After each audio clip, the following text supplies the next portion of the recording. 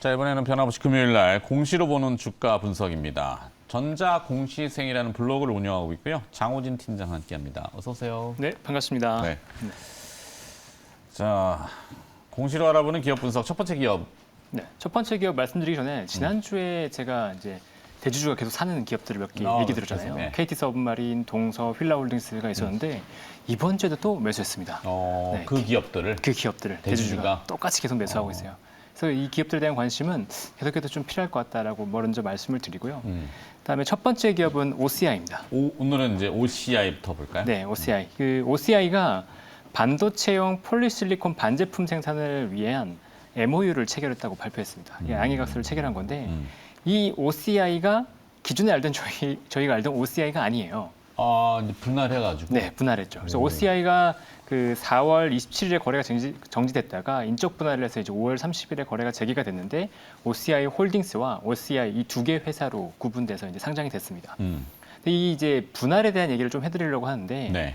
그 분할은 보통 인적 분할과 물적 분할이잖아요. 그렇죠. 근데 저는 그냥 이제 예시를 하나 드려드리면 포도 한 송이를 이제 들고 있다라고 얘기하면 포도가 이게 어차피 내 건데 네. 이 포도를 반으로 딱 나눠서 이거 둘 다 내 거 이렇게 하면 이제 인적 분할이 되는 거고 포도 한 송이는 그대로인데 포도 한 송이의 이제 일정 부분을 요거는 다 내 건데 요 부분도 요 부분을 따로 떨어져서 그냥 생각할 거야. 여기 이제 물적 분할이거든요.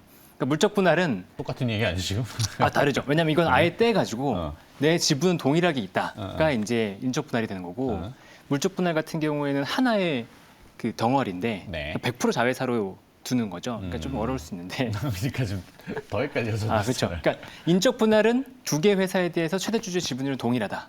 근데 물적 분할은 이 떨어지는 회사를 100% 자회사로 두고 있다. 이렇게 보시면 돼요. 네. 근데 이제 인적 분할을 하는 이유를 이제 보통 보면 지주 회사로 전환할 때 인적 분할을 많이 합니다. 그러게요. 네. 그리고 물적 분할은 이제 이 자회사의 자금 조달을 할 때 많이 써요. 네. 그러니까 자금 조달을 하는데 만약에 이 자회사를 따로 떼지 않고 모회사에서 자금 조달을 한다 그러면 모회사의 최대 주주의 지분이 희석이 되잖아요. 그러니까 자회사로 따로 떼어서 상장을 하거나 자금 조달을 하는 경우에 물적 분할을 많이 이용하고 LG 에너지 솔루션이 LG 화학에서 나올 때 대표적이었죠. 그렇죠. 대표적이었죠. 네. 그래서 이제 물적 분할하면 사람들이 자금 조달한다고 좀 걱정하는 게 있었고 그다음에 인적 분할하는 경우에는 지금 보면 이제 OCI 홀딩스랑 OCI가 이제 분할이 됐잖아요. 인적 분할로. 최대 주주의 지분율은 지금 22% 정도로 똑같습니다. 그런데 이 OCI에 대한 최대 주주의 지분을 앞으로 유상증자를 통해서 현물 출자로 OCI 홀딩스에 넘길 거예요. 그럼 OCI 홀딩스는 OCI에 대한 지분이 높아지겠죠. 그리고 OCI 홀딩스에 대한 최대 주주의 지분율이 높아질 겁니다. 그러니까 이렇게 수직 구조로 이제 지분을 높이기 위한 게 인적 분할이라고 보시면 되는데, 그럼 결국 OCI 홀딩스가 인적 분할을 했잖아요. 네. 이 말은 이제 그 지배 구조 자체를 지주회사로 전환하면서 그러니까 지배 구조를 바꾸겠다라는 거거든요. 그게 이제 정확하게 드러났던 거였고, 그 과정에서 이제 OCI 홀딩스는 태양광 사업을 담당하고 에너지 솔루션, 그다음에 인천 하객동의 도시개발 쪽 사업을 담당하고요. 그다음에 OCI는 반도체와 2차 전지, 카본 케미칼 사업을 담당하기로 했습니다. 근데 보면 공시가 반도체용 폴리실리콘이잖아요. 그러니까 네. 자회사 OCI에서 이제 사업, 그러니까 공시가 나왔다고 보시면 되고요. 근데 이 OCI를 보면 1959년에 이제 동양화학이라는 회사로 설립이 됐어요. 그렇죠. 이제 이회림 회장이 설립했었고 이분이 아들이 셋 있거든요. 근데 네. 이수영 이제 돌아가신 이수영 그 회장과 창업주. 이회림 회장의 아들이죠. 이수영 OCI 쪽 그 그룹 회장과 그다음에 SGC 그룹, 삼강글라스 그룹의 이보경 회장, 그다음에 그 유니드의 이제 이화영 회장, 이 세 분이 이제 아들인데 재밌는 게 이제 이 세 그룹이 지분 관계가 없어요. 지분 관계가 없는데 다 OCI 그룹으로 묶여 있긴 합니다. 그리고 그 그룹끼리의 이제 지분은 없는데 이보경 회장과 이화영 회장이 OCI에 대한 지분 각각 한 5% 정도를 가지고 있어요. 그래서 현재 OCI 그룹은 이수영 회장의 그룹인데 네. 이수영 회장의 장남 이우연 회장이 지금 회장으로 등극했거든요. 근데 이우연 회장이 최대 주주가 아니에요. 지금 5% 초반이고 이제 이화영 회장이 지금 최대 주주거든요. 그래서 그 이우연 회장 같은 경우에는 지분을 늘려서 지배 구조를 좀 탄탄하게 할 필요가 있습니다. 그렇기 때문에 지배 구조 자체를 이렇게 지주회사로 전환한 것이 아닌가라고 좀 보이고요. 거기도 뭐 경영권 왕자의 난입니까? 형제는? 분쟁은 없어요. 분쟁은 없어요. 네. 딱히 하도 많아가지고. 근데 여긴 딱히 분쟁은 없습니다. 그냥 안전하게 나갔고 아마 이 지분을 뭐 떼어주려고 한다면 OCI의 어떤 자회사들을 떼어줄 가능성이 있지 않나라고 보이긴 하는데 일단은 그럴 가능성이 뭐 아직은 뭐 보이지는 않고요. 어쨌든 이유원 회장이 OCI 홀딩스의 지분율을 높이려고 한다는 거는 정확해요. 그거는 이제 확실합니다. 그러면 이 지분을 높이기 위한 작업에서 선제적으로 뭐가 필요하냐 이게 중요한데요. 이 OCI의 지분을 OCI 홀딩스로 현물 출자한다고 하잖아요. 네. 그러면 OCI 홀딩스의 지분율을 높이기 위해서는 OCI의 지분 가치가 높아져야 됩니다. 그러니까 결국은 OCI 홀딩스의 주가는 낮아지고 OCI 주가가 높아지는 것이 현재 이후에 OCI 홀딩스의 주가는 낮아지고 그렇죠. OCI 자체의 주가는 올라가는 게 이 지배 구조를 다시 짜는 데에 가장 유리하죠. 유리하다. 네, 가장 유리하죠. 그러니까 그래야지만 OCI 홀딩스의 지분율이 높아지잖아요. 어차피 지분은 OCI 지분은 똑같은데 이 똑같은 지분으로 OCI 홀딩스의 지분을 많이 가져오는 게 필요하니까. 그러면 OCI의 지분을, 그러니까 OCI 가치를 높이기 위한 전략이 분명히 들어갈 거라고 보이는 거죠. 네. 근데 그 과정에서 지금 보면 딱 OCI가 이제 반도체용 폴리실리콘 반제품 생산한다. 요 얘기가 나왔잖아요. 그러니까 그러니까 OCI 가치를 높이기 위한 전략은 계속해서 들어간다는 게 이제 정확한 사실로 보시면 될 것 같고요. 이 이제 사업을 보면 도쿠야마와 그 사업을 곧 같이 한다고 이제 발표했어요. 일본에? 네, 일본의 도쿠야마. 일본의 도쿠야마가 이제 이미 폴리실리콘 관련된 사업을 하는 회사고 그 11,000톤 규모의 이제 설비를 구축한다고 했는데 반제품입니다. 반제품 설비를 말레이시아에 구축하기로 했고요. 그다음에 이 중에서 절반이 5,000톤을 그러니까 대략 절반 정도죠. 5,000톤을 OCI가 가져와서 완제품으로 만들어서 판매하기로 이렇게 계약이 된 거예요. 그러니까 투자 규모나 이런 것들은 아직 미정이고 전체적으로 캐파가 이게 그러니까 이 매출액 기준으로 캐파가 얼마가 될지는 아직은 모르겠는데 어쨌거나 이 OCI 입장에서는 반도체 관련된 폴리실리콘에서 반제품 관련된 공장 JV를 갖게 되고 네. 또 완제품에서 기존에 4,700톤이었던 이제 공장을 5,000톤 추가하면서 거의 캐파가 2배가 됩니다. 이게 2026년까지 벌어질 일이고요. 어쨌거나 OCI는 이 관련된 이제 반도체 관련된 사업이 계속해서 좀 늘어날 수 있는 추세에 있다라고 보시면 되고 또 아까도 말했지만 반도체와 더불어서 2차 전지 소재도 담당하거든요. 그러니까 반도체와 2차 전지 소재가 모두 그러니까 성장할 수 있는 회사가 이제 지금 OCI가 되는 거죠. 그래서 OCI의 가치는 아마도 계속해서 좀 높아지지 않을까. 유상증자에 들어가기 전까지 이렇게 좀 보여서 뭐 계속 관심을 좀 가져야 되지 않을까라고 생각합니다. 요약하자면은 일단은 사업 구조를 개편하기 위해서 지배 구조 개편이 선제됐고 그 과정에서 이제 분할이 됐는데 물적 분할이 아니라 인적 분할을 네, 맞습니다. 인적 통해서. 분할됐죠. 네. 근데 이제 사실 분할할 땐 누구를 위한 분할이야라고 주주 입장에서는 되묻잖아요. 그렇죠. 뭐 이제 주주들끼리 대주주를 위한 분할이면은 그거는 별로 의미는 없는 거고. 하여튼 근데 보니까 사업 구조 개편을 위한 신사업 폴리실리콘 사업 구조도 개편하고 지배 구조도 개편하고. 네. 그러니까 다 개편하고 네. 개편이 이제 판이 되면 안 되는 거고. 네, 그렇죠. 근데 뭐 어차피 OCI 주가가 높아진다 그러면 주주 입장에서는 나쁜 건 아니니까요. 그렇죠. 네. 조금 어렵긴 했지만 하여튼 그렇다는 거 정리했고 네. 다음으로 두 번째 기업의 공시. 다음은 이제 덴티스라는 회사입니다. 덴티스. 네.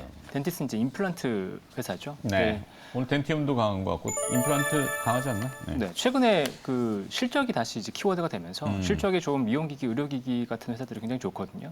덴티스는 이번에 신규 시설 투자가 나왔습니다. 그러니까 대구광역시에 115억 원 규모의 투자를 한다고 발표했는데 사실 이전에 이제 기사는 있었어요.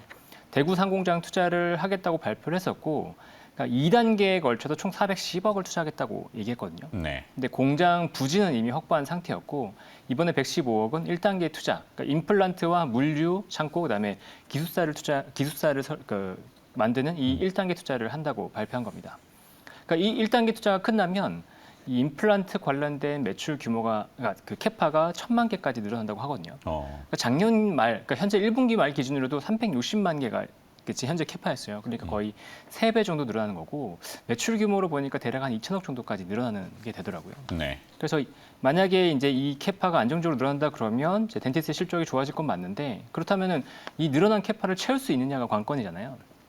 그래서 첫 번째 이제 관건은 6월 중에 회사에서 이제 발표하는 게 6월 중에 임플란트에 대한 신규 임플란트에 대한 중국의 승인 절차를 밟고 있다는 건데 이게 승인 나올 거라고 보고 있거든요. 네. 회사에서는. 그래서 만약에 6월 중에 임플란트가 이제 중국에서 승인이 난다 그러면 성장 가능성을 충분히 볼 수 있다 이렇게 판단이 되고요.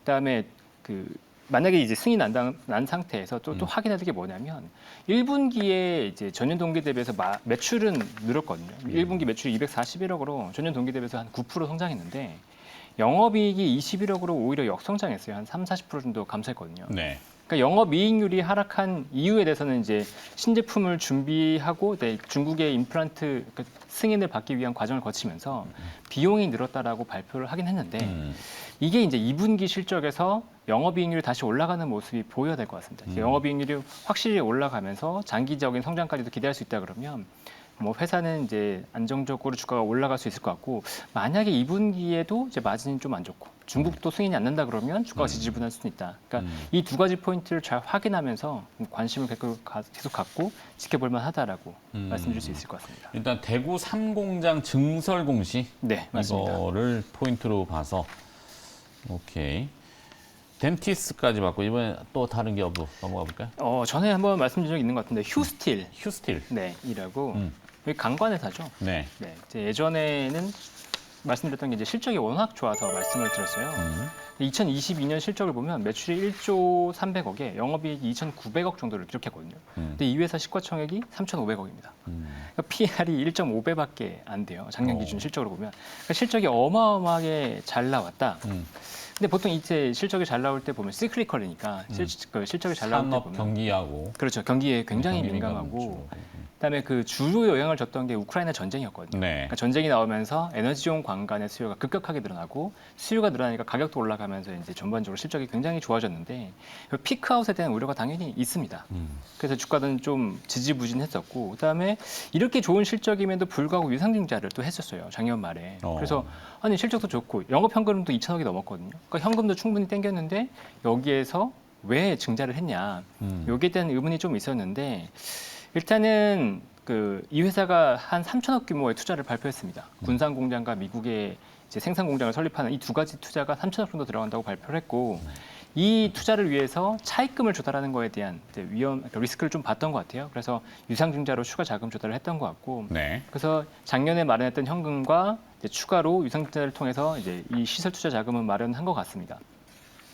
근데 사실 여기까지만 봤으면 실적도 꺾이는 것 같고 그다음에 유상증자까지 해가면서 할 정도면 앞으로 실적에 대한 기대감이 좀 낮은 게 아닌가 이렇게 생각하고 사실은 긍정적으로 보지는 않았어요. 근데 최근에 보면 박지호 기타 비상무이사가 지분을 계속 늘리고 있습니다. 그러니까 최근에 순매수한 것만 한 14만 주 정도 되거든요. 근데 이분이 작년 11월만 하더라도 8만 주를 매도했던 분이에요. 6천 원 정도. 현재 주가 정도에서 그냥 매도를 했던 분이고 이걸 다시 샀단 말이에요.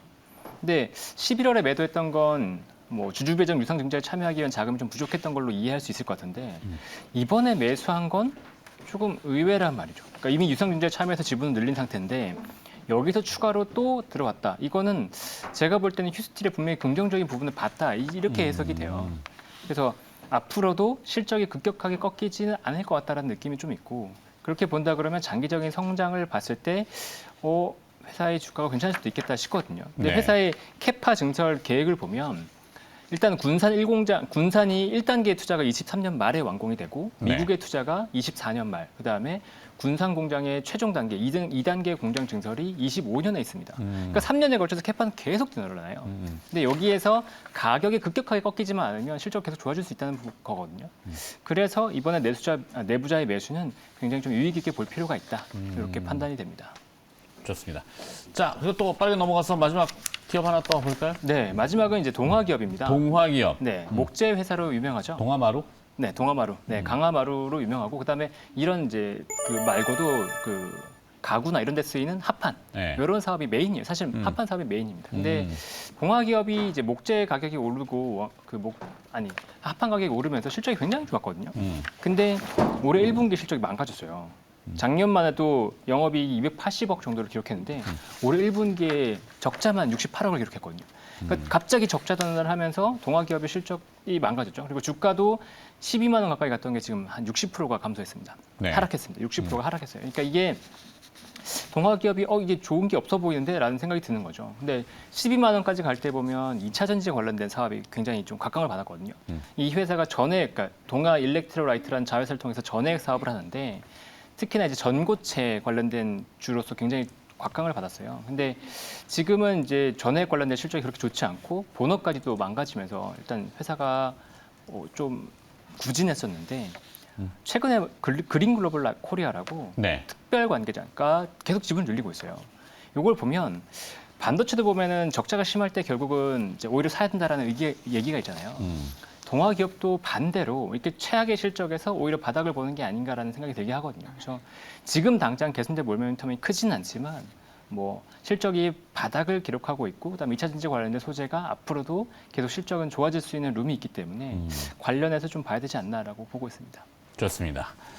오늘은 공시가 조금 어려운 건 아닌데 이제 화끈하다 뭐 이런 건 사실 없었지만 네. OCI에서 좀 늘어진 것 같아요. 아 그렇죠. 네, OCI 들었고 그다음에 덴티스, 네. 휴스틸, 그리고 휴스틸, 동아기업까지 네. 잘 들었습니다. 전자공시생 블로그 운영하고 있는 장우진 팀장이었습니다. 고맙습니다. 네, 감사합니다.